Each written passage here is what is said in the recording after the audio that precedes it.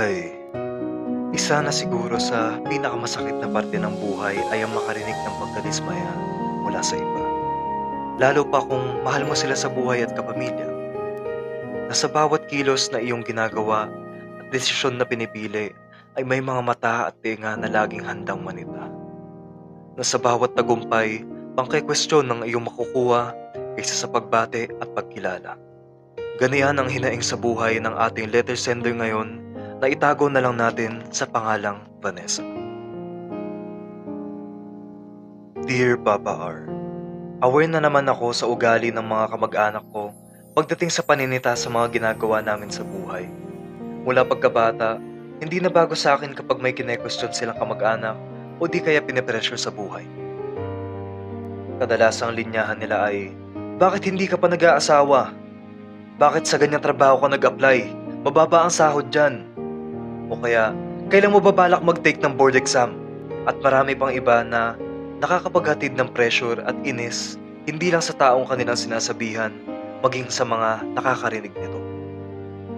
Kaya naman tuwing may family reunion na magaganap, halos bilang lang sa isang kamay ang mga pamilyang pumupunta. Sino ba namang hindi mananawa sa tila ba humaharap sa mga hukom sa tuwing sumasama ka sa family gatherings? Kilala akong achiever sa pamilya, consistent honor student at sumasali sa iba't ibang competition. Pero wala pa rin akong ligtas sa mga mapanghusgang mata ng mga nakakatandang kamag-anak sa amin. Noon ay nagagawa ko naman itong deadmahin na lang. Ngunit dumating ang pinaka di ko inaasahang pangyayari sa aking buhay. Ang marinig ang mga salitang ayaw ko marinig mula pa sa aking sariling magulang at malapit na kamag-anak.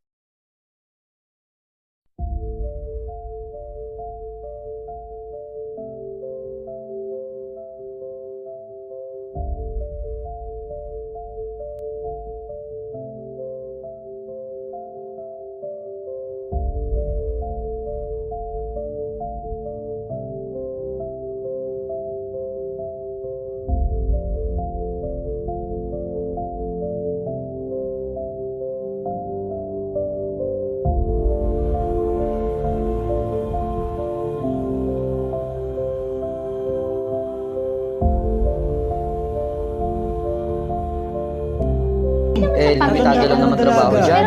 Magaling ka naman sa magnoon eh. Dwayne! Dwayne! Dwayne! Okay ka lang ba? Kanina ko pa tinatawag ni Papa. Ilang oras ka na nakatulala dyan.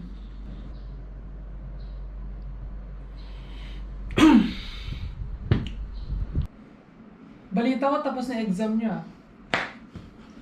Kamusta naman yung grades mo? Baka bigyan mo na naman kami ng bagsak na grades niyan.